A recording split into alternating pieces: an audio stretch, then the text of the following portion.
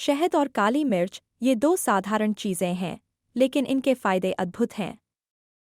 शहद की मिठास गले को सुकून देती है, जैसे एक गर्म कंबल। वहीं काली मिर्च अपने तीखेपन से हमारी रक्त संचार को बढ़ाती है। जब ये दोनों मिलते हैं तो एक शक्तिशाली कफ सप्रेसेंट बनता है। शहद गले की जलन को कम करता है, जबकि काली मिर्च खांसी को दूर करने में मदद करती है। बस एक चम्मच शहद में एक चुटकी काली मिर्च मिलाएं और इसे सुबह शाम लें। ये न केवल खांसी को कम करता है, बल्कि आपकी इम्यूनिटी को भी बूस्ट करता है।